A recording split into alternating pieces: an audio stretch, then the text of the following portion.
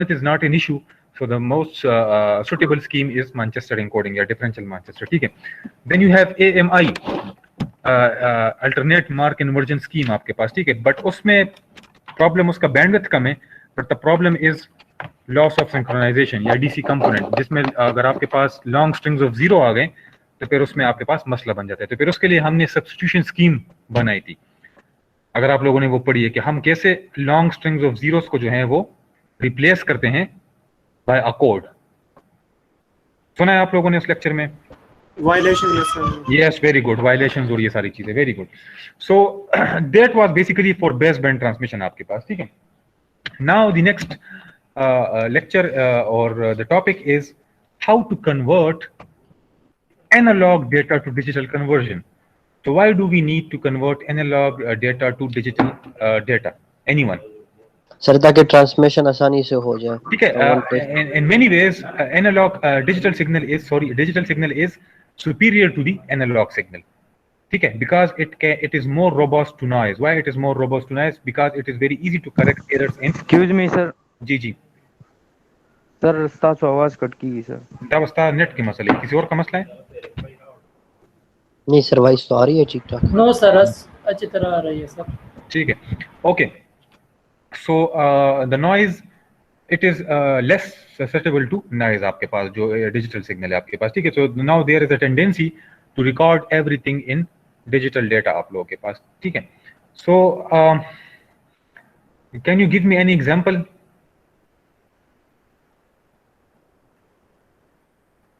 जहां पे आप लोग एनालॉग डेटा जो है वो डिजिटल डेटा में कन्वर्ट करते हैं. किसी कोई एग्जांपल आ रही है? We are living the example basically. अभी जो हम कर रहे हैं that is basically analog to digital conversion. I am speaking in my analog signal is recorded by the microphone, और आपका जो कंप्यूटर है वो इस माइक्रोफोन के सिग्नल को किस में कन्वर्ट करता है? डिजिटल. ठीक है. Then it is transmitted to you and then again it is converted back to the digital analog transmission आपके पास, ठीक है. So when you see the MP3 आपके फाइल्स जो हैं that are basically analog to digital conversion files आप लोगों के पास, ठीक है. क्यों? क्योंकि आपका जो ऑडियो सॉन्ग्स हैं वो सारे के सारे जो है वो एनालॉग में रिकॉर्ड होते हैं, ठीक है. So when they are recorded in analog, so आपके पास हम इसको डिजिटल में कन्वर्ट करते हैं. तो आपकी जो MP3 फाइल है, these are digital data, but they have gone through a process that is known as analog to digital conversion. So there are two techniques. The one is very popular technique that is known as pulse code modulation, that is known as PCM, and another one is delta modulation, which is fairly easy आप लोग के पास, ठीक है. So we are going to study pulse code modulation in this lecture. So pulse code modulation is basically a type of analog to digital conversion. So अगर आप लोग MP3 के फाइल में जाएं आजकल और उसके उस पर राइट क्लिक करें और प्रॉपर्टीज में जाएं, तो आपके प्रॉपर्टीज में वहां पे PCM लिखा होगा उसमें, ठीक है. तो this mean it has gone through the process of PCM आप लोग के पास, ठीक है. आपका जो टेलीफोन है landline, that is also PCM वो इस्तेमाल करता है आपके पास, ठीक है. वो PCM चैनल इस्तेमाल करते हैं. Okay, so first of all PCM process consists of three things: sampling, quantization, binary encoding आपके पास, ठीक है. So there is basically a three-step process that is known as sampling, quantization and binary encoding. So first of all आपके पास एक analog signal है, आपने उसके samples बनाने. So have you studied samples before? Yes sir. कहाँ पे Yes. पढ़ा? Electrical measurements में ये टेक्निक पढ़ी है. Very good. ठीक है. So sampling means that you have to record the pulses of the signal at certain interval आपके पास, ठीक है. कुछ frequency पे आपने उसको रिकॉर्ड करना है बार बार आपके पास, ठीक है. Then when the sampling is done, then you need to quantize the signal, and that we will study today कि quantize किस तरह अपने करना है, ठीक है. जब आपके पास quantization हो जाती है, then you need to encode the data into bits आपके पास, ठीक है. So after the sampling, the signal is known as PAM signal, that is known as pulse amplitude modulated signal आपके पास, ठीक है. Basically you are recording the amplitudes of the analog signal. So that signal after sampling is known as pulse amplitude modulated signal आपके, ठीक है. हमने basically analogue signal के जो एम्पलीट्यूड है वो रिकॉर्ड करने आफ्टर सर्टेन इंटरवल्स आप लोग के पास, ठीक है। So sampling, so analog signal is sampled every ts seconds आपके पास। तो ts is basically the sampling frequency आप लोग के पास। ts is basically inverse of fs. fs is basically the known as sampling frequency. ts आपके पास sampling interval है। So these two are inverse with each other आपके पास, ठीक है। So fs is basically the sampling rate by which you are going to sample the analog signal. Now there are three sampling methods. The first one is ideal, an impulse at each sampling instant. ठीक है, ideal ये है कि आप instantaneously in no time आप signal के amplitude को क्या करें, रिकॉर्ड करें, ठीक है।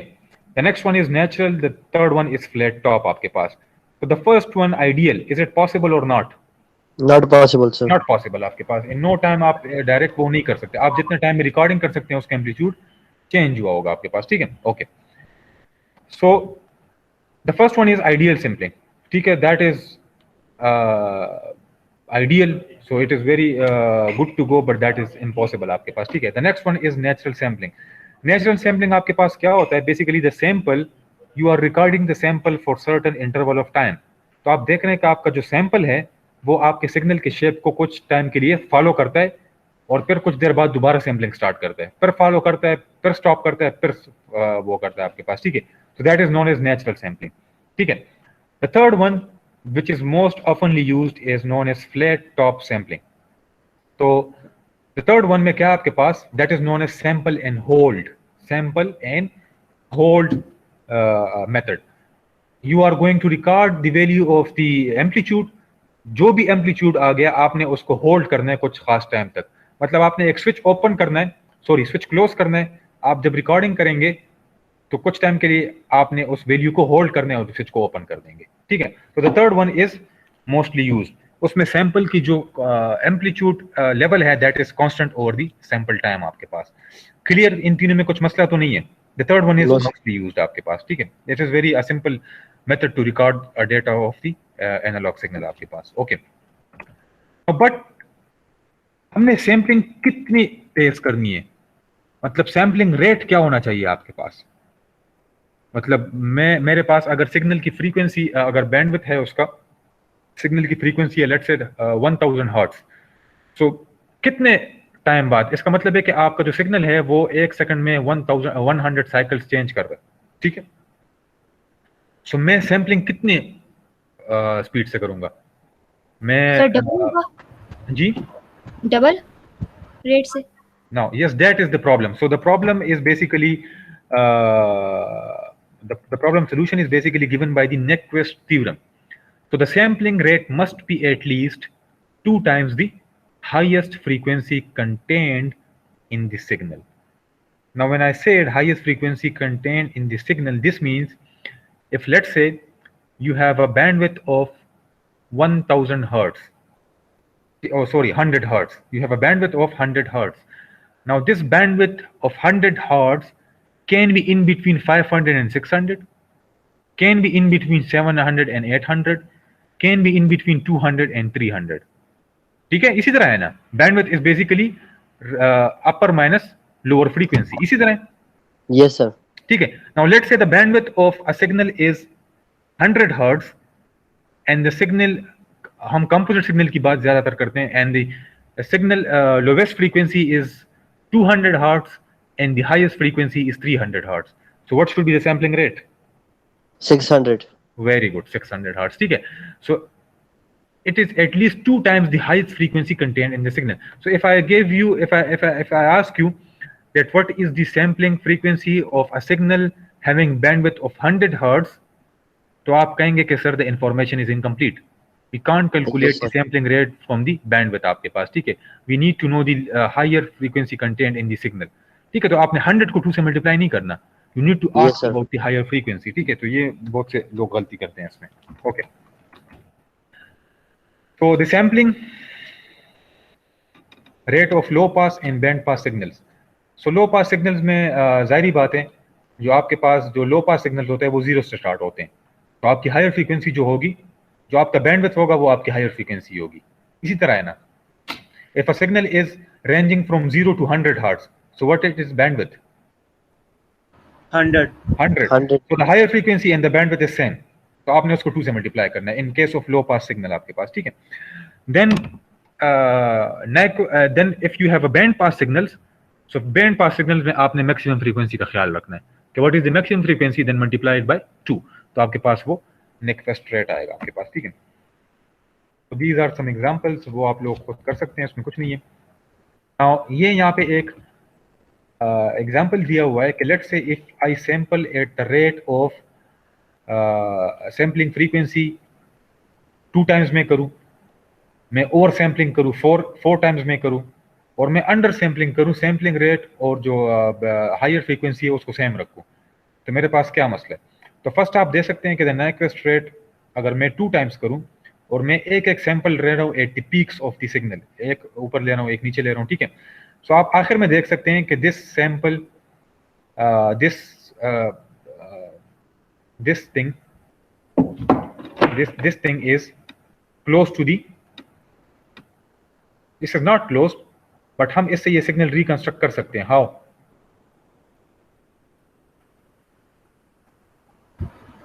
इसको मैं किससे पास करूंगी, ये इसी तरह बन जाएगा।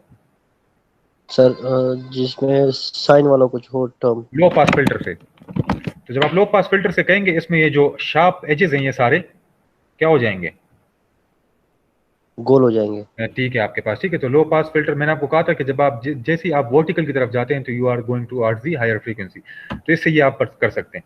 और सैम्पलिंग से अभी आपके पास सेम टू सेम शेप आ रहा है, कुछ फर्क नहीं है, but by the under sampling आपके पास शेप जो है वो सरासर क्या हो गई, डिस्टॉर्ट हो गई आपके पास। तो that is why the sampling rate should be 2 times of the maximum frequency content. Now what about the over sampling, इसका क्या डिसएडवांटेज है? तो सिग्नल खराब हो गई ना। नहीं, डिसएडवांटेज सिग्नल तो खराब नहीं है, सिग्नल की दोनों सैम्पलिंग और ओवर सैम्पलिंग में तो एक ही शेप है। ओवर सर आपने ओवर सैम्पलिंग की है तो आपके पास रिडंडेंट इंफॉर्मेशन आ गई है जो आपने यूज नहीं करनी, तो आपके पास डेटा रेट या ये चीज ज्यादा हो जाएगी आपके पास, समझ आ गई, ठीक है। तो क्यों मैं एक सैंपल ज्यादा लूं जब मेरे उससे कम पे काम हो रहा है आपके पास, ठीक है। So that is why over sampling is not harmful. Over sampling is basically आपके पास इंफॉर्मेशन ज्यादा होगी और वो सारी रिडंडेंट इंफॉर्मेशन है जिसका कोई मतलब नहीं है आपके पास, ठीक है। ओके, सो वेट,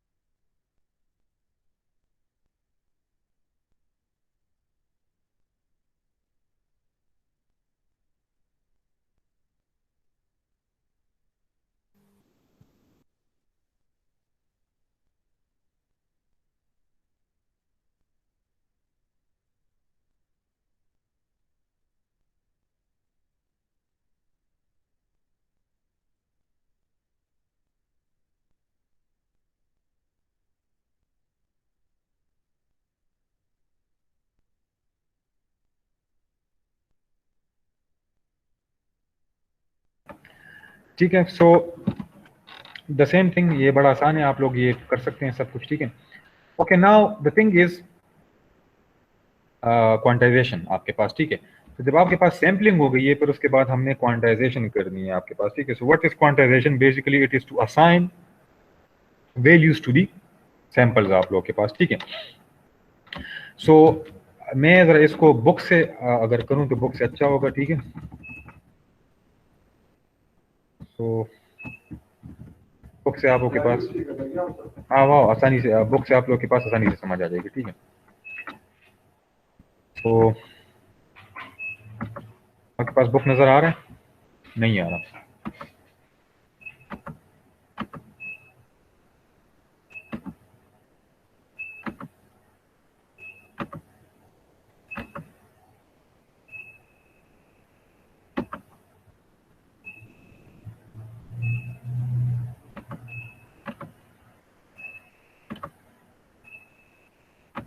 सब नजर आ रहा है book?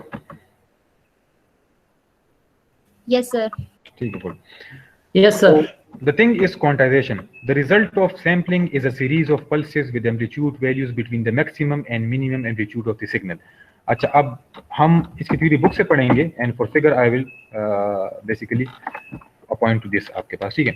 So these are the samples. अब आप यहाँ पे देख रहे हैं एक सैंपल जो है वो -6.1 पे है, दूसरा सैंपल जो है वो 7.5 पे है, तीसरा सैंपल 16.2 पे है, चौथा sample 19.7, then 11, then -5.5, then -11.3, -9.4, -6.0।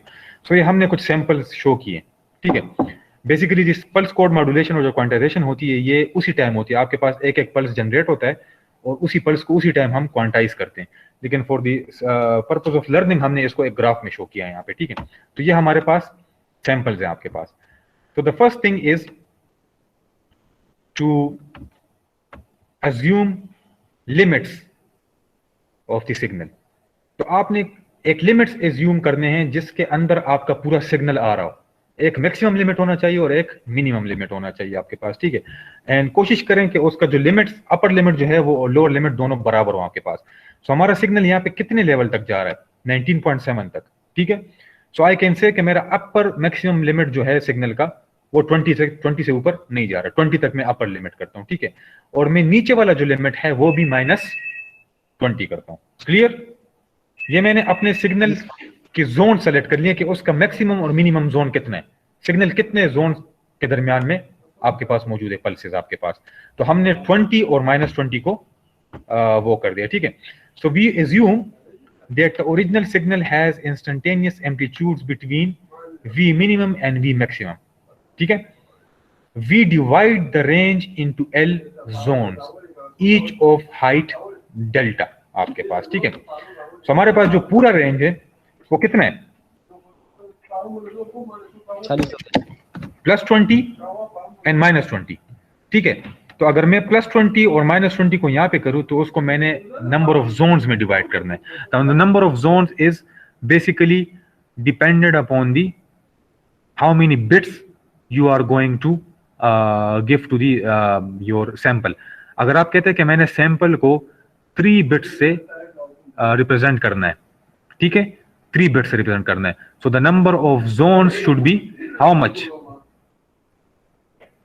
8 to power 3। Clear? Yes, sir. If I say that I need to represent the bits using ये क्या है आपके पास, ये क्या चीज है? अच्छा, 8 लेवल्स, चलिए ये बाद में कर ले, मैं आपको उससे वो कर लूंगा, कोई मसला नहीं है, ठीक है। तो आपने अरेंज इनटू L जोन्स में करना है और जोन्स आपके पास 2 के पावर होने चाहिए, 8, 16 इस तरह होने आपके पास चाहिए, ठीक है। तो हमने यहाँ पे डिसाइड कर लिया है कि हम 8 जोन्स ले रहे हैं, ठीक है। लेकिन हमने अभी डेल्टा डिफाइन नहीं किया। तो the delta is V maximum minus V minimum divide by L, ठीक है। तो अब मुझे ये बताएं कि मैक्सिमम आपका 20 है, मिनिमम आपका -20 है और जोन्स में कह रहा हूं कि इस रेंज को मैंने 8 में डिवाइड करना है। तो डेल्टा आपके पास क्या आएगा?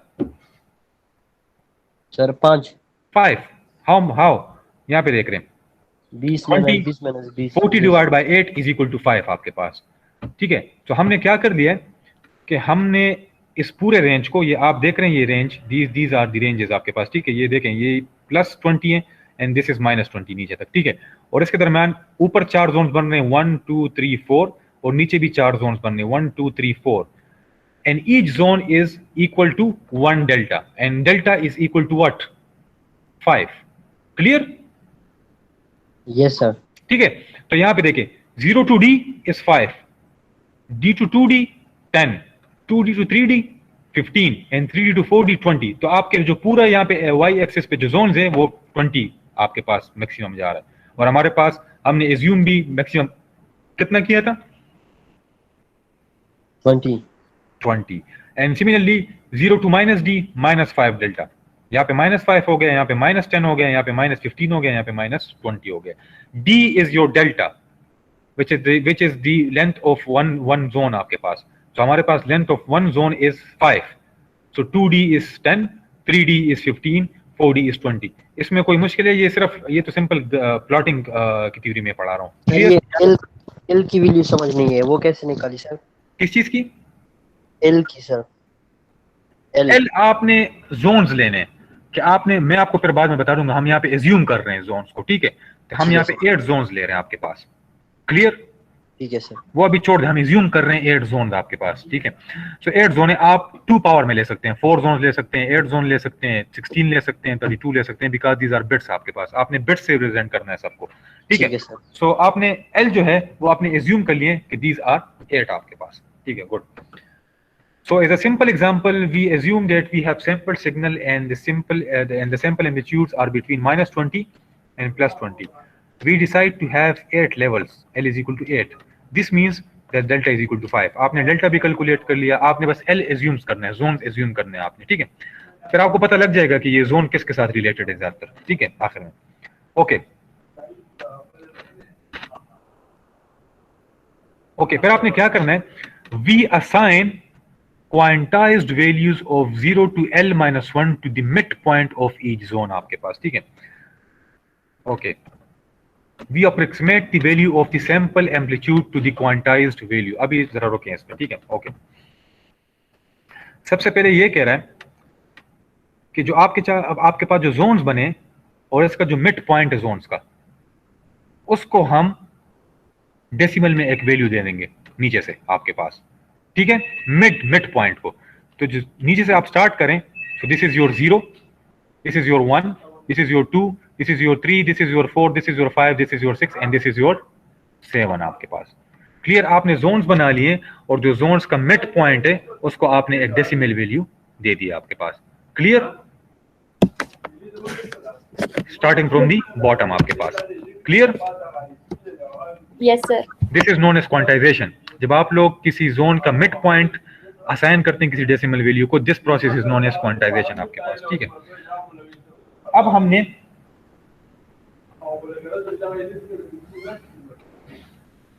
अब हमने क्या करना है? बेसिकली जब आपने इन डेसिमल वैल्यू को मिड पॉइंट पे आसान कर दिया है, अब हमने इन सैंपल्ड वैल्यू को इस डेसिमल क्वांटाइजेशन कोड जो है इसमें से एक वैल्यू देनी है एक सैंपल को। तो हाउ इट इज डन, अब यहां पे देखें, ठीक है। तो it is done, okay. Now the mid points are, देखें मिड पॉइंट जब मैं शुरू कर रहा हूं तो 17.5, 12.5, 7.5, 2.5, 2.5, -7.5, -12.5, -17.5, इसी तरह होगा ना आपके पास? Yes sir. ठीक है, वो आप उससे देख सकते हैं कि किस तरह आपके पास मिड पॉइंट्स आ गए, ठीक है।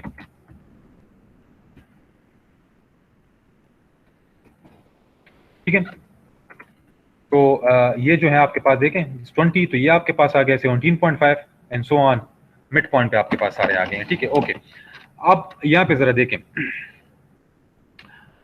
Normalised pen value. सबसे पहले आपने क्या करना है, जब आपके पास एक सैंपल आ गया है आपने उसको नॉर्मलाइज करना है इन डेल्टा।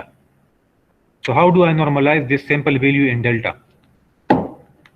एनीवन? इस -6.1 की वैल्यू में डेल्टा में किस तरह निकालूं? सर सिर्फ 6 काउंट करोगे? नहीं, if I want to represent this -6.1 in delta किस तरह करूं? सर 6.5? नहीं, यहाँ पे डेल्टा क्या है? This is 1 delta.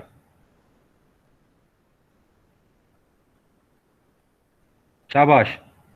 What is delta, मुझे ये बताएं। 5 sir. 5. If I divide minus 6.1 by 5, क्या आएगा? उसकी डेल्टा 1 point something, 1.2 something. तो 1.22 is your normalized value of your signal in delta आपके पास. अगर आपने किसी चीज को किसी दूसरी चीज में नॉर्मलाइज करना है तो आपने उसके एम्पलीट्यूड को डिवाइड करना है. So minus 6.1 divide by delta is equal to 1.22 delta. ठीक है, इसका मतलब है कि sample value is minus 6.1 and the sample value is minus 6.1, but in delta the value is what? 1.22. 1.22 delta. So if I multiply 1.22 with 5, it will give you minus 6.1. Clear? Yes sir. ठीक है. So these are known as normalized pulse amplitude modulation values आपके पास. So minus 1.22, 7.5 divided by 5 is 1.5, 16.2 divided by 5 is 3.24, 3.94, 2.20, minus 1.10, minus 2.26, minus 1.88 and minus 1.20 आपके पास. Clear? Yes sir. ये आपने normalized PAM values निकाल लिए. Then you have normalized quantized value. मैंने आपको कहा था कि whenever we want to normalize something to the middle of the zone, this is known as quantization. अब आपने इस minus 1.22 को क्या करना है? इसको मिडल तक पहुंचाना है आपने. तो माइनस 1.22 के साथ कौन सा मिडल नजदीक है? 1.5. ठीक है, मिडल 1.22 के साथ जो है मिड पॉइंट जो है दैट इज 1.5. देखें, अगर आप यहाँ पे सोच लें तो minus 1.22 is closest to 1.5, minus 1.5 and 1 is not the mid point. Yes sir, तो इसलिए तो 1.5 लिखा है कि वो ठीक है, good. 1 is not the mid point, 1.5 is the mid point. देखिए मैं मिड पॉइंट की हमेशा बात करता हूं.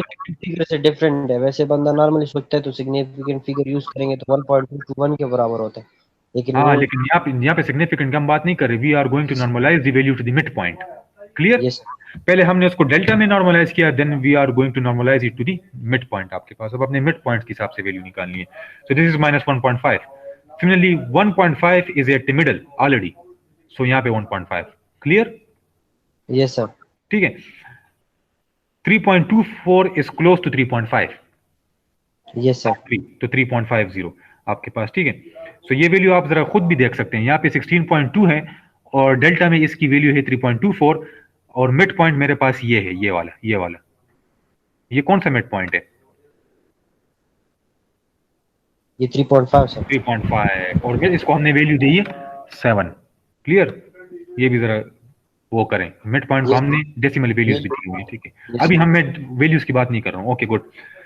3.50, 3.94 is close to 3.50, 2.2 is close to 2.5, 1.1 is close to 1.5, 2.2 is close to minus 2.5, 1.8 is close to minus 1.5, minus 1.2 is close to minus 1.5.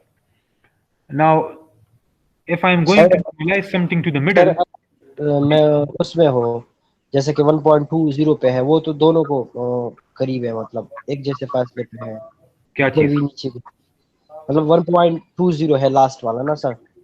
वो 1.5 को 1.20 नहीं, 1 देखें यहाँ पे. देखें, अगर कोई वैल्यू 0 है यहाँ पे तो वो इस मिड पॉइंट से भी नजदीक है और इस मिड पॉइंट से भी नजदीक है. सर लास्ट वाला 1.2 किस तरह? दूसरा मिड पॉइंट आपके पास क्या है सर? लेट सपोज सिर्फ 1 हो तो वो सर 0.5 के लेके जाएंगे या 0.5 हमारे पास है नहीं. सिरे से है हमारे पास.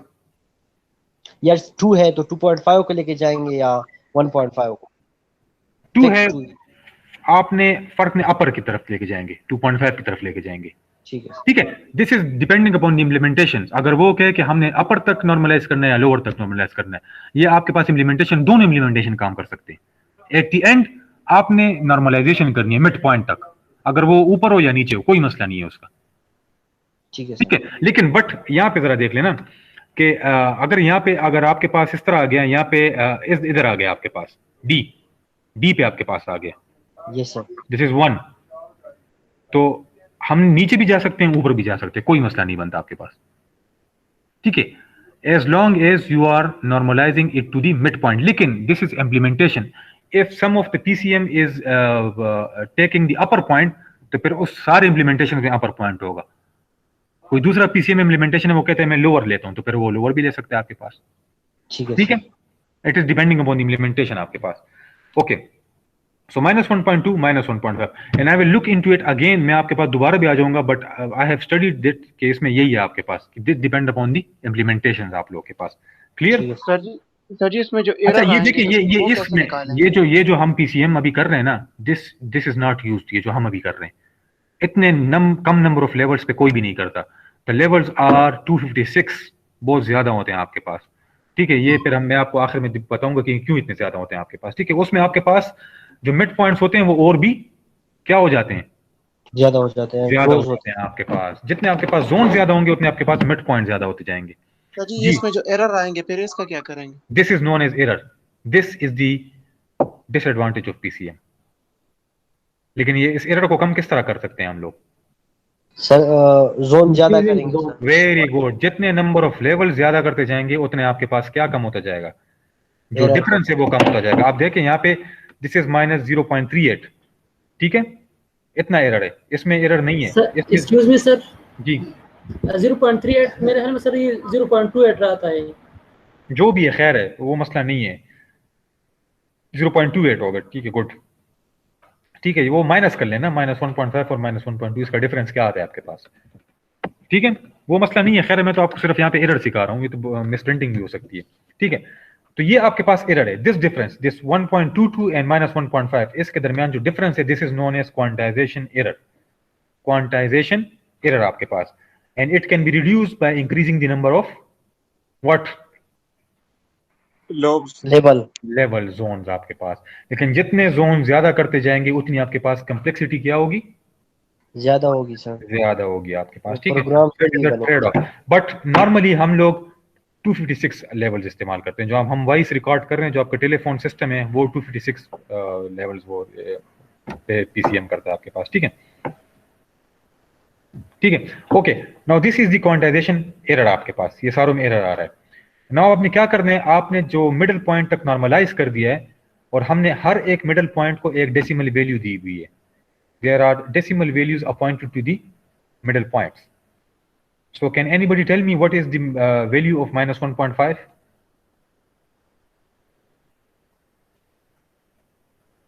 2 है सर जी, 2। तो यहाँ पे मैंने 2 लिख दिया। ठीक है, यहाँ पे मैंने 2 लिख दिया। So this is 0, sorry, this is 1.5। तो 1.5 किस पे? 5 पे। Similarly 3.5 7 पे, 3.5 is 7, 2.5 is 6, 1.5 is 2, -2.5 is 1, -1.5 is 2, and -1.5 is again 2 आपके पास। क्लियर? सर ये वैल्यू समझ नहीं आई, ये 2.7 किस तरह आई? अगर मैंने आप शुरू में आप अटेंटिव थे तो मैंने आपको बताया था कि हम मिड जो जोन है, जो जोन का मिड पॉइंट है, उसको हमने एक वैल्यू दी है, and starting from the bottom. तो ये जोन जो है, इसके जोन को मैंने 0 वैल्यू दी है, इसके मिड पॉइंट को मैंने 1 दिया, इसके मिड पॉइंट को मैंने 2 दिया, इसके मिड पॉइंट को मैंने 3 दिया, 4 एंड 5 एंड 6 एंड 7। ये समझ आ गई है जोन्स के मिड पॉइंट। ठीक है, और फिर हमने सैंपल वैल्यू को मिड पॉइंट तक नॉर्मलाइज किया। This is known as quantization. तो वो जिस मिड पॉइंट तक नॉर्मलाइज हो गए, let's say this pulse is -6.1 और इसकी नॉर्मलाइज क्वांटाइज वैल्यू क्या आ गई है, -1.5। Now -1.5 is the middle point of this -d in -2d, और इसको मैंने क्या वैल्यू दी है, 2। तो डेसिमल में इसकी वैल्यू क्या हो गई, 2 आपके पास। ठीक है, यस सर, यस सर। ठीक है। Now how many zones are there? There are 8 zones. So how many bits should I need to represent this 8 zones? The mid point 3 bits sir, 3 bits. So 2 is 010, 5 is 101, 7 is 111, 7 is again 111, 6 is 110, 2 is 010, 1 is 001, 2 is 010, and 2 is again 010. Clear? Yes sir. ठीक है, so that is how your sample data is converted to the digital bit stream आप लोगों के पास। Clear? इसको जरा गौर से देख लें, मैं आपको 2 मिनट का वक्त दे रहा हूं। ठीक है, तो मुझे जरा बता दें कि इसमें आपको अगर कोई मसला है, इस पूरे उसको देख लें जरा। ये क्या है, ग्राफ को। किसी को भी कोई मसला है, एक नजर इसको जरा दोबारा पढ़ लें, ठीक है। तो अगर कोई मसला है तो फिर मुझे बता दे, 2 मिनट्स, ओके।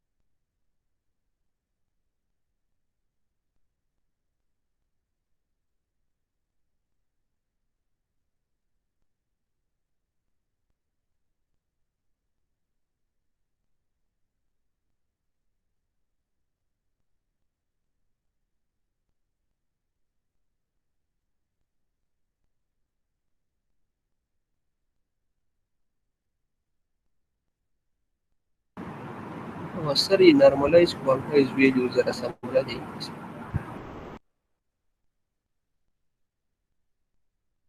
चीज नॉर्मलाइज्ड, इसमें क्या मसला है आपको?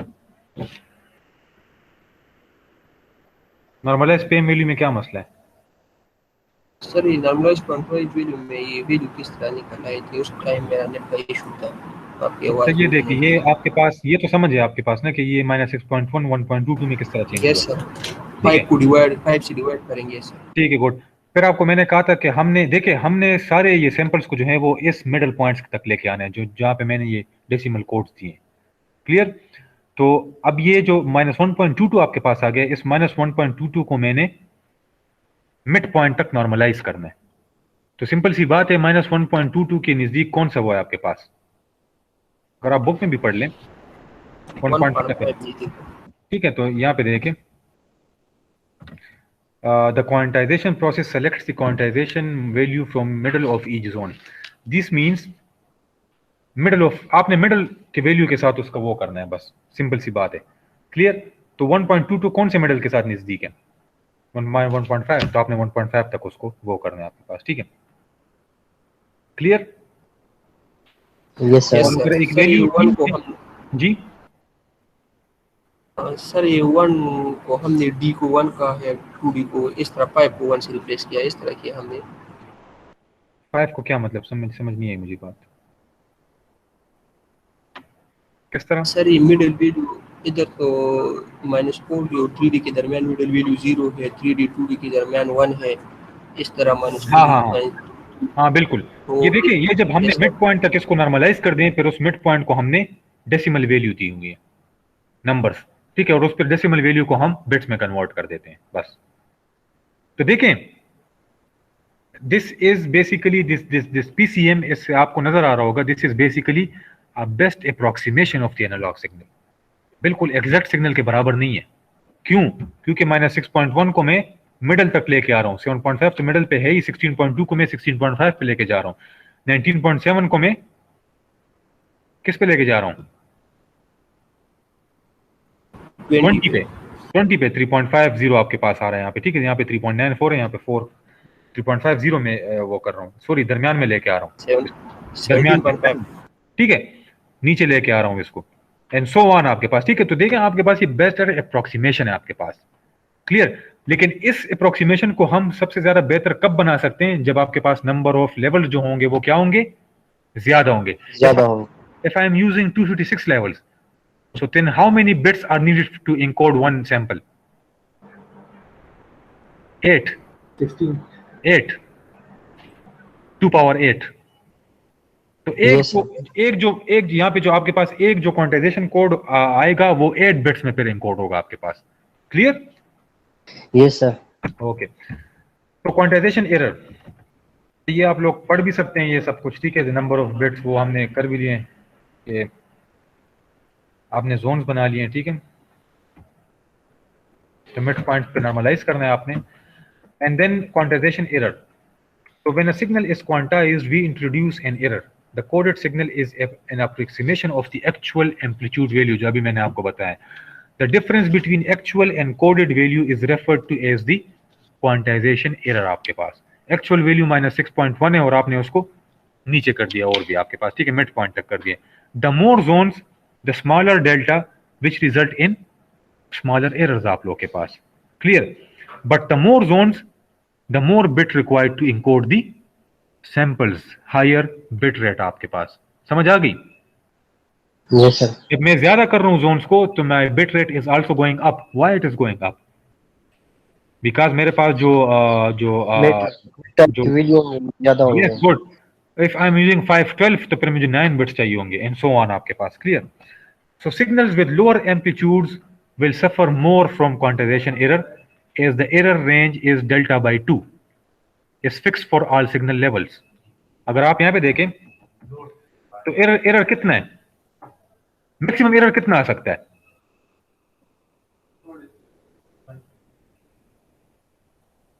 मैक्सिमम एरर कितना आ सकता है? 0.5। 0.5। इसका क्या मतलब है यहाँ पे, डेल्टा बाई 2 है कि नहीं है? Yes sir, delta by 2 delta है। को मैं 2 पे डिवाइड कर दूं आपके पास तो मैक्सिमम एरर 2.5 इस तरह एरर आपके पास है, क्योंकि हमने जोन्स को दरमियान में लिया हुआ है, ठीक है। आप 0.5 कह रहे हैं, मतलब आपने उसको 2 पे डिवाइड कर दिया है, ठीक है।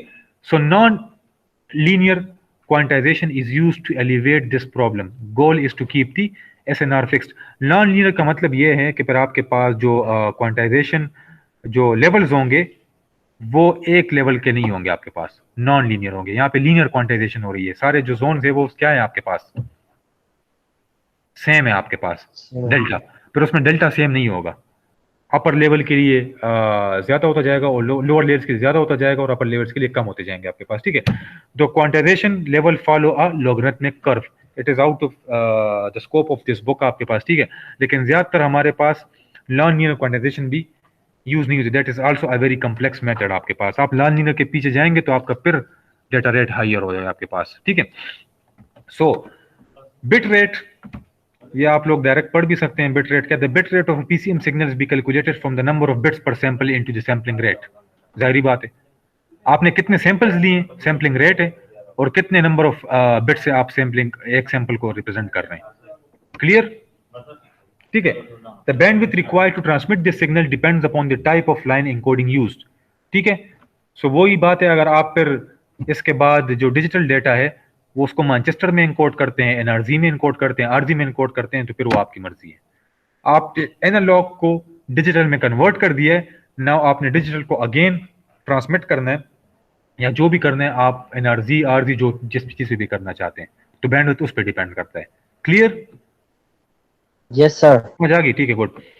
A digitized signal will always need more bandwidth than the original analog signal. Yes, price we pay for the robustness and other feature of digital transmission। आपके पास digital transmission is good, लेकिन आपके पास उसके जो ये डेटा रेट होगा वो ज्यादा होगा आपके पास, ठीक है।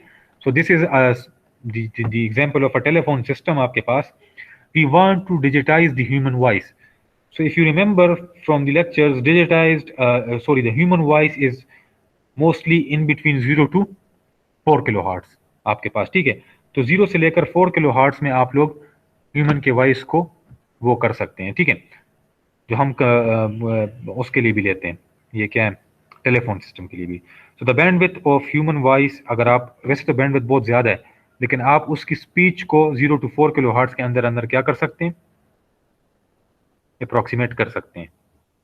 इसका क्या मतलब है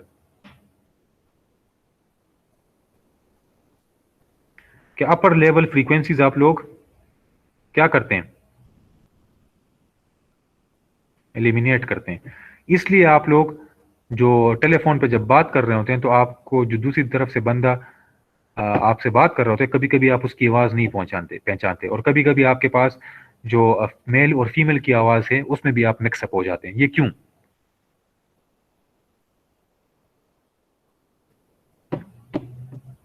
आपके पास जो क्यों, मुझे जरा बताएं ना, एनीवन? फिर से पूछिए, मेरा नेट क्या था। मैं कहता हूं अगर आपके पास फोन लाइन पे जब आप कोई बात कर रहे हो आपके पास, तो कभी कभी आप उसकी आवाज को पहचानते भी नहीं है, और कभी कभी आप मेल और फीमेल की आवाज में फर्क भी महसूस नहीं कर सकते। ये क्यों होता है? तो वो ये लेवल सही नहीं होते हैं ना लेवल्स क्वांटाइजेशन की बात नहीं है। देखें, the bandwidth of actual your actual signal is from 0 to पता नहीं कितने 20 किलो हर्ट्ज तक ले लें आप, जितना सुन सकते हैं। लेकिन हम 0 से 20 किलो हर्ट्ज तक सारा के सारा सैंपल तो नहीं कर सकते। तो हम क्या करते हैं कि हम उसका इफेक्टिव बैंडविड्थ लेते हैं। इफेक्टिव बैंडविड्थ में कि उसमें आपके सिग्नल को फिर भी आप पता लगा सकते हैं कि ये क्या बोल रहा है। तो the effective bandwidth of human voice is from 0 to how much 4 kilo hertz. 4 kilo hertz effective की मैं बात कर रहा हूं कि 0 टू 4 किलो हर्ट्ज के अंदर अंदर आप उसकी वॉइस की जो वो बात कर रहे हैं वो समझ सकते हैं। अगर आपने उसके वॉइस को और एनहेंस करना है तो आप उसके बैंडविड्थ को और भी 20 किलो हर्ट्ज तक लेके चले जाएं। ठीक है, तो अपर जो फ्रीक्वेंसीज हैं उसको आप इलिमिनेट क्या कर सकते हैं, कर सकते हैं। ये मैंने आपको कहा था कि आपने देखें आपका काम क्या है, आपने आवाज पहुंचानी है। अब आपने इसमें पिचेस और इस चीजों को तो आपने ख्याल नहीं रखना कि आप कहते हैं कि नहीं 0 से लेकर 20 तक जितनी भी चीजें मेरी आवाज में है वो सारी की सारी ट्रांसमिट कर दो। ठीक है,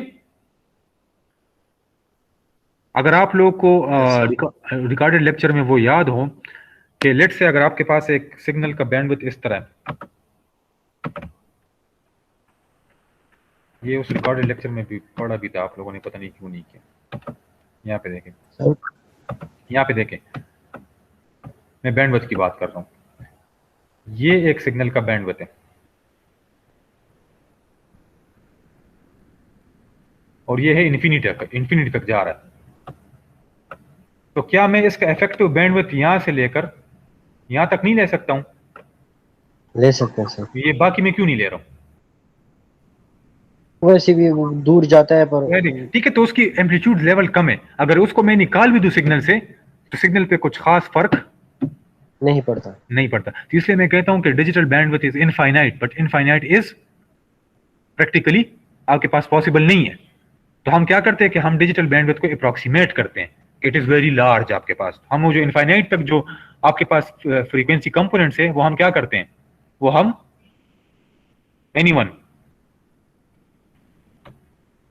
वो हम डिस्कार्ड करते हैं। अगर आपको फ्रीक्वेंसी स्पेक्ट्रम याद हो तो लेट से ये एक सिग्नल है आपके पास, ठीक है, और इसका फ्रीक्वेंसी स्पेक्ट्रम इस तरह आ रहा है आपके पास, ज्यादा होता जा रहा है, ज्यादा होता जा रहा है, फिर आपके पास एकदम कम, फिर कम, फिर कम, फिर कम, फिर कम, फिर कम, कम होता जा रहा है, होता जा रहा है, होता जा रहा है। लेकिन ये जो कम कम होता जा रहा है ये कहां तक जा रहा है? इंफिनिटी तक जा रहा है। तो क्या मैं सारे का सारा सिग्नल इसके अंदर डिफाइन नहीं कर सकता हूं? कर सकते हैं सर। कर सकता हूं, क्योंकि जो अपर हायर फ्रीक्वेंसीज जो हैं वो नेग्लिजिबल है आपके पास। उसका एम्पलीट्यूड जो है वो आपके पास क्या है? नेग्लिजिबल है। तो लेट से अगर इसका बैंडविड्थ 0 से लेकर 10 किलो हर्ट्ज तक है, लेकिन मेरा जो सिग्नल का जो मैक्सिमम पावर है और जो सिग्नल की मैक्सिमम जो मैं जो रिकॉग्नाइज करता हूं सिग्नल को, वो फ्रॉम 0 से लेकर लेट से 5 किलो हर्ट्ज तक है। तो मैं कहता हूं कि ये 0 to 5 तक मैं सैंपल कर लूं तो बस मेरे पास वो मसला नहीं है आपके पास। सैंपल की बात नहीं, 0 to 5 में ले लूं तो दिस इज इनफ, क्योंकि अपर जो वो है मुझे 0 to 10 नहीं चाहिए, मुझे 0 to 5 चाहिए in order to convert what is in it, जो भी आपके पास। क्लियर, समझ आ गई सर? पर अगर देखा जाए तो वॉइस का, जिस मोबाइल का वॉइस अच्छा हो सर वो लोग सेलेक्ट करते हैं। हाँ गुड। तो वो इसलिए कि फिर वो जरा नहीं, वो बेसिकली क्वालिटी होती है, वो बेसिकली माइक की क्वालिटी होती है। There is now a thing known as HD voice calling. HD voice calling, इस एचडी वॉइस कॉलिंग का मतलब ये है कि उसमें जो वॉइस का बैंडविड्थ होता है वो ज्यादा होता है आपके पास। टेलीफोन लाइन का सबसे कम होता है आपके पास 0 to 4 किलो हर्ट्ज। वो सिर्फ आपके 0 to 4 किलो हर्ट्ज के जो रेंजेस हैं, आप जो भी बोल रहे हैं वो बस सिर्फ 0 to 4 किलो हर्ट्ज के अंदर जो रेंज में जो भी आ रहा है बस उसको सिर्फ सैंपल कर रहे हैं, बाकी नहीं। क्लियर? ठीक है sir. Yes sir. Low pass filter से उसको पास करते हैं, ठीक है, क्लियर। ये इसी तरह होता है। आप लोग तो ये तो नहीं है ना कि अभी एक सिग्नल है, इस सिग्नल को मैंने पास करना है। अब इसका टोटल बैंडविड्थ जो है वो 10 किलो हर्ट्ज है, तो ठीक है, मैं 10 किलो हर्ट्ज तो ओरिजिनल जिस तरह सिग्नल है वो ओरिजिनल वहां पे पहुंच जाएगा। लेकिन इसमें जो अपर फ्रीक्वेंसीज है वो नेग्लिजिबल है, तो इसको इंक्लूड करने की क्या जरूरत है आपके पास? तो पहले इस अपर फ्रीक्वेंसीज को खत्म करें, लो पास फिल्टर से इसको पास करें और सिर्फ 0 to 5 किलो हर्ट्ज बस, तो आपके पास बैंडविड्थ रिक्वायरमेंट भी कम हो गई और आपका काम भी हो गया। क्लियर? Yes sir. ठीक है, ओके। सो 0 to 4, अच्छा यहाँ पे देखिए, the human noise normally contain frequency from 0 to 4000 high, so the sampling rate and the bit rate are calculated as follows. So the upper frequency is 4000 hertz, so the sampling rate should be 8000 samples per second. Clear? ये तो आसान है ना, 4 को 2 से multiply कर रहे हैं. मल्टीप्लाई करें. Now the bit rate, how to calculate the bit rate? Normally when telephone line does the PCM, it uses 256 levels आपके पास. जो आप लोग टेलीफोन पे बात करते हैं लैंडलाइन पे, it uses 256 levels of quantization levels आपके पास. So the number of bits per sample is how much? 8. 8 sir. तो 8 into 8000 into 8 is 64 kilobit per second आप लोगों के पास. Clear? Yes sir. This is the actual जो आपके घर के अंदर तार आती है, ठीक है, जो टेलीफोन की है, और आपका जो टेलीफोन उसके साथ कनेक्ट होता है एक्सचेंज के साथ. This is the digital bandwidth of your telephone line, that is 64 kilobit पर सेकंड आप लोगों के पास. क्लियर? सर 1 सेकंड में इतने बिट आते हैं सर? 64 किलोबिट ना. ठीक है सर. आप जब बात कर रहे होते हैं ना, आप जब बात कर रहे होते हैं तो आपके एक्सचेंज में उस डेटा को 64 किलोबिट पर सेकंड में कन्वर्ट किया जाता है आपके पास. सैम्पलिंग होती है वहां पे. क्लियर? ठीक है. तो Yes, sir. इसी तरह जब आप लोग इंटर्नशिप करेंगे पीडीसीएल में या कोई करेगा, तो आप देखेंगे एक यूजर नहीं होता, आपके साथ 5-10 यूजर्स होते हैं. तो वो 8-8 यूजर्स को या 16-16 यूजर्स को मिला देते हैं और उससे एक सुपर फ्रेम बनाते हैं. सुपर फ्रेम मींस उसमें 8 64 किलोबिट पर सेकंड चैनल्स होंगे. हर एक चैनल जो होगा वो एक पीसीएम चैनल होता है और वो 64 किलोबिट पर सेकंड को सपोर्ट करता है. और फिर वो ये इन सारों को एक साथ ग्रुप करते हैं, फिर उनको एक साथ भेजते हैं आपके पास.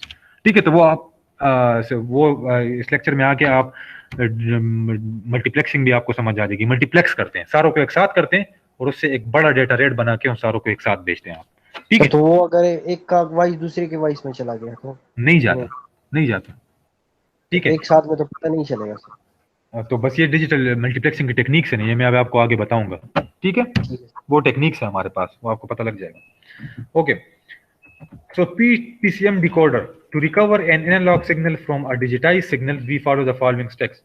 We use a hold circuit that holds the amplitude value of a pulse till the next pulse arrives. तो अब आपने 256 इस्तेमाल किया और आपने पल्सेस आपको पता है, तो रिसीवर को भी पता है कि वो पल्सेस की वैल्यूज कहाँ से कहाँ तक हो सकती है आपके पास. ठीक है? तो वो पल्स को लेता है, पहला पल्स अराइव होता है, उस पल्स को वो अगले पल्स तक होल्ड करता है आपके पास. We pass this signals through a low pass filter with a cutoff frequency that is equal to the highest frequency in the pre-sampled signal आपके पास. Now this is the PCM decoder आपके पास. ठीक है? Digital data आ रहा है आपके पास, आप samples बनाते हैं, सैंपल्स आपने बनाने. अब आपको पता है लेट्स से 7 वैल्यू है, द 7 वैल्यू इज, आपको उसकी वैल्यू पहले से पता है. ठीक है? कि वो क्या वैल्यू आपके पास, because this is a PCM algorithm, वो सेंडर और रिसीवर दोनों को पता होना चाहिए. ठीक है? तो जब आप यहाँ पे सैंपल आपके पास आएगा, let's say the value is 7, तो आप 7 बनाएंगे और उसको होल्ड करेंगे. कब तक होल्ड करेंगे? जब तक दूसरा ना आया हो. जब तक दूसरा ना आ जाए. दूसरा उसके बाद आ जाएगा आपके पास. ठीक है? तो उस टाइम तक आपने उस सिग्नल को होल्ड करना है आपके पास. जब दूसरा आएगा तो फिर आपने उसको होल्ड करना है. तो आपके पास ये स्टेयर केस सिग्नल सा बन गया आपके पास. नजर आ रहा है आप लोगों को? Yes sir. अब इस सिग्नल्स को किस तरह में राउंड कर सकता हूँ? लो पास फिल्टर से फायर इसको वो कर दें. तो लो पास फिल्टर में जो हायर फ्रीक्वेंसीज है, ये क्या हो जाएगी आपके पास? खत्म हो जाएगी. खत्म हो जाएगी आपके पास. सो the resulting signal will be your analog signal, approximate analog signal. It will not be the exact analog signal आपके पास. Clear? Yes sir. ठीक है? क्लियर? जितने ज्यादा नंबर ऑफ क्वांटाइजेशन लेवल्स होंगे उतने आपके पास जो सिग्नल होगा वो अप्रोक्सीमेट होगा आपके पास. ठीक है? Now let me show you an MP3 file. मैं जरा आपको एक MP3 फाइल वो करता हूँ और उसमें देखते हैं कि उसमें क्या यूज हुआ है. अगर आ गया कहीं यहाँ पे, मेरे पास तो MP3 फाइल भी नहीं होगी. मैं जरा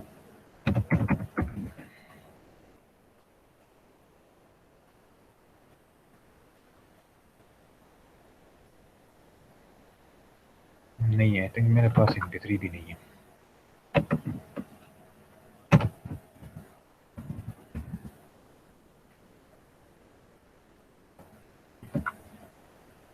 नहीं आ रहा. ठीक है? So let me search it on the internet. MP3 file properties, ये भी नहीं आ रही.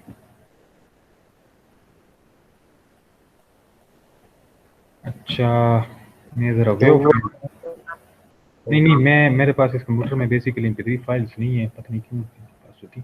मैं ज़रा डॉट वेव फाइल देख लेता हूँ। खैर है, dot wave file is also a sound file.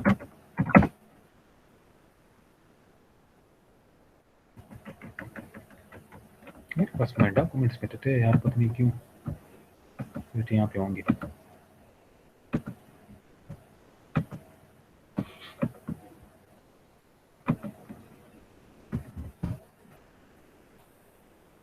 हाँ गए, ठीक है। अब यहाँ पे देखिए these are the MP3 file, ठीक है, ये कोई सॉन्ग्स वगैरह हैं, ठीक है। तो इसको अगर इसकी प्रॉपर्टीज में खोल दूं तो डिटेल्स जरा यहाँ पे फर्स्ट ऑफ ऑल देख लें। ओ यहाँ पे भी नहीं आ रही, ये क्यों? ये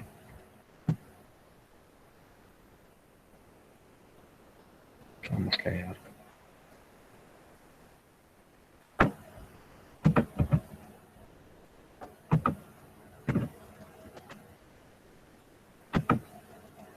यहाँ पे सिर्फ बिट रेट आ रहा है और बाकी नहीं आ रही, पता नहीं क्यों। ये विंडो वाला वो उसमें नहीं आते। नहीं, बेसिकली इसमें आने चाहिए आपके पास सैम्पलिंग रेट और ये सारी चीज़ें आनी चाहिए। I don't know what is the problem. So चलें, सो बेसिकली सिखाने का मकसद ये था कि आप MP3 फाइल की प्रॉपर्टीज में जाएं तो MP3 files are basically sampled at 44 kilohertz आपके पास, ठीक है, 44 किलोहर्ट्ज आपके पास, ठीक है। सो यहाँ पे एक और चीज़ आप देख सकते हैं, यहाँ पे सैम्पलिंग रेट, यहाँ पे मैं अपने माइक और इसकी चीज़ चेंज भी कर सकता हूँ। यहाँ पे देखें तो इंटरनल माइक प्रॉपर्टीज एडवांस, यहाँ पे क्या आपके पास नजर आ रहा है? यहाँ पे देख लें 2 channel 16 bit 48,000 hertz, 2 channel 16 bit 4410 hertz, this is CD quality, ठीक है। तो अगर आप किसी को वो करें, ये क्या है, वॉइस को 44 किलो हर्ट्ज, बिकॉज इसमें म्यूजिक इंस्ट्रूमेंट्स भी हैं, बहुत सी चीजें, ठीक है। अगर आप उसको 44 किलो हर्ट्ज पे सैंपल करें, ठीक है, और फिर इसको 16 बिट में इनकोड करें तो नंबर ऑफ लेवल्स कितने हो गए 16 बिट के साथ? 16 बिट में लेवल्स कितने हो गए? approximately. अगर हम 8 के लिए 3 इस्तेमाल करते हैं तो 16 बिट्स तो the values I think is Four, log sir. निकालने 512 पा रहे हैं, 512। तो 16 बिट हम 512 लेवल यूज कर रहे हैं आपके पास, ठीक है, 2 चैनल। और जितने आप लोग बिट्स को ज्यादा करते जा रहे हैं आपके पास क्वालिटी क्या हो रही है? इंक्रीज हो रही है। यहाँ पे क्या नजर आ रहा है आपके? स्टूडियो क्वालिटी, समझ आ रही है? तो जितने आप लोग number of levels, similarly number of bits को ज्यादा करेंगे एनकोडिंग में, PCM में, तो आपके पास क्या होगा?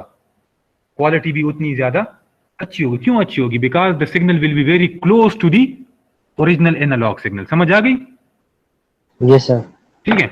सो पीसी जो आपके पास MP3 है, यहाँ पे MP3 में ये वाली क्वालिटी यूज होती है, but this quality is again compressed using some algorithms. MP3 में हमारे पास एल्गोरिथम्स इस्तेमाल होते हैं, ठीक है। This is lossless quality. Lossless का मतलब है कि जो जिसमें और कंप्रेशन आपने नहीं की हो। आप लोग कंप्रेशन भी कर सकते हैं, ठीक है, कंप्रेशन टेक्निक्स है हमारे पास, तो उससे फिर MP3 बनता है और सो ऑन आपके पास। That are known as lossless audio and lossy audio. Lossless audio मतलब जिस तरह आपने रिकॉर्ड किया है उस पर जिस तरह PCM आपने अप्लाई किया है और फिर उसके बाद आपने उसको और नहीं चढ़ा, ठीक है। और लॉजी ऑडियो कौन सी है? जब आपने रिकॉर्ड किया है फिर उसके बाद आपने उस पर वो चला, ये क्या है, PCM, और फिर उसके बाद आपने कंप्रेशन किए, तो this is known as lossy, क्योंकि उसमें हम कुछ इंफॉर्मेशन को क्या कर देते हैं? डिस्कार्ड कर देते हैं। Clear?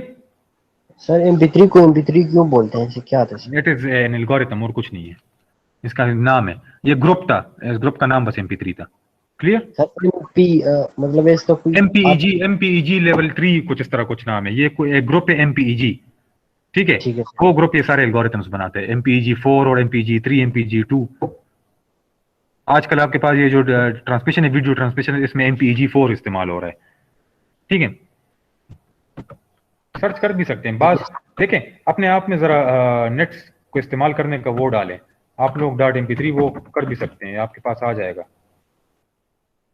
MP3 is a coding format और digital audio develop by this society in Germany, Fraunhofer है कि क्या आपके पास, ठीक है।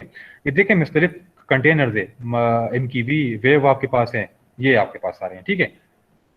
तो वो देख सकते हैं। MP4 जो है वो वीडियो है, MP3 जो है वो ऑडियो है आपके पास। MP4 आपने बहुत देखा होगा, ठीक है। Yes sir. ठीक है, okay. So this is decoder आपके पास। Okay, now delta modulation I am going to leave it to you. It is just 2 paragraph आपके पास, ठीक है। डेल्टा मॉड्यूलेशन में कोई मसला नहीं है। उसमें हमारे पास जो बाइनरी डेटा होता है, आप सिग्नल से स्टार्ट लेते हैं, let's say this signal is यहाँ पे 0 आप लेते हैं, और फिर आप नेक्स्ट पल्स को देखते हैं। If the next pulse is greater than the previous pulse, तो the value is what, 1। If the next pulse is lower than the previous pulse, the value is 0 आपके पास। This is known as delta modulation। लेकिन ये उन signals के लिए use होता है जिसमें वेरिएशंस कम हो कि ज्यादा हो, कम हो आपके पास, कि वेरिएशंस आपके पास जल्दी स्मॉल वेरिएशंस हो। ये नहीं कि एक वैल्यू आपके पास आ गई 2 एम्पलीट्यूड और दूसरी वैल्यू आपके पास आ गई 15 एम्पलीट्यूड, नहीं। एक 2 है, फिर उसके बाद 3 आ गया, फिर उसके बाद 4 आ गया, फिर उसके बाद 3 पे चला गया। तो स्मॉल वेरिएशन जो आपके पास आ रहे हैं उसमें यूज हो रहा है जी। स्मूथ से सिग्नल जो होते हैं सर, सिग्नल्स पे नहीं है दिस, आपने ये खुद एप्लीकेशन पे करना है। This is very easy to implement this delta. PCM is very complex to implement आपके पास। PCM में प्रोसेसिंग ज्यादा है, इसमें इतनी प्रोसेसिंग नहीं है, बस आपने पिछले वाले को देखना है कि उससे ज्यादा है कि कम आ रहा है आपके पास, ठीक है। तो it depends upon your signals आप लोगों के पास। ऑडियो में हमारे पास डेल्टा मॉड्यूलेशन यूज नहीं होता, क्योंकि उसमें आपके पास पीक्स और वो बहुत ज्यादा होते हैं। आपने अगर कोई सॉन्ग्स सुनते हैं तो उसमें एकदम आवाज एक इंस्ट्रूमेंट की तेज आती है, एक इंस्ट्रूमेंट की स्लो आती है आपके पास। क्लियर? Yes sir. तो ये आप लोग देख सकते हैं कि ये इन्होंने किस तरह इंप्लीमेंट किया। कंपैरेटर है, डिले यूनिट है आपके पास, और स्टेयरकेस मीटर है आपके पास। आपने एनालॉग सिग्नल को कंपैरेटर से पास करना है और उसको आपने डिले भी करना है। आपने स्टेयरकेस मेकर आपने कर दिया, आपने पहले एक रेफरेंस वैल्यू ले ली और उसको डिले कर दिया। फिर आप जब दूसरा आपके पास एम्पलीट्यूड पल्स आएगा, फिर आपने उसको पिछले वाले से क्या करना है, कंपेयर करना है आपने। शुरू में कोई कंपैरिजन नहीं होगी। शुरू में तो आपका सिग्नल आ रहा है, देखें ये आप 0 है यहाँ पे, पीछे किससे भी कंफर्म आपने नहीं करना। तो इसको आपने क्या लेना है, 0 लेना है, फिर 0 लेना है, फिर दूसरे वाले को देखना है आपने, ठीक है। तो पहले में कोई कंपैरिजन नहीं होगी। पहला पल्स जब आएगा वो आपने डायरेक्ट उसको 0 ले लेना है और उसको डिले कर देना है। डिले मतलब उसको होल्ड करना है। फिर जब दूसरा पल्स आएगा फिर उस डिले से उसको कंपेयर करना है आपने। क्लियर? Yes sir.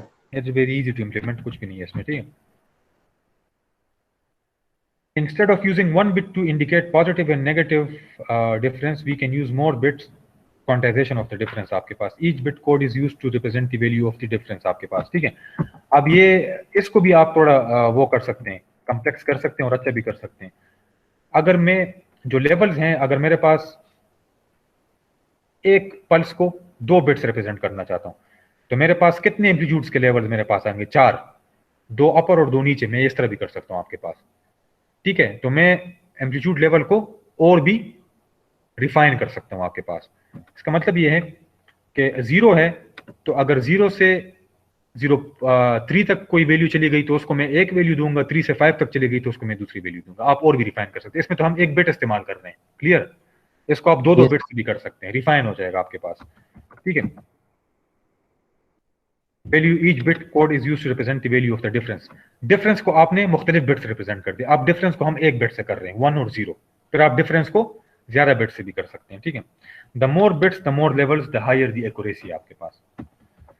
फिर then there is transmission modes which I am not going to teach you. Transmission mode is आप लोग DLD में ये पढ़ चुके हैं। one is parallel transmission and one is serial transmission आप लोग के पास, ठीक है। so you are going to study it by yourself कि पैरेलल ट्रांसमिशन क्या होता है और सीरियल ट्रांसमिशन क्या होता है। क्या इसके पढ़ाने की जरूरत है? आप लोग पढ़ चुके हैं, DLD में पढ़ चुके हैं सर, कोई जरूरत नहीं है। So that is the same thing आपके पास क्या है। So on the next Friday after the ये क्या है,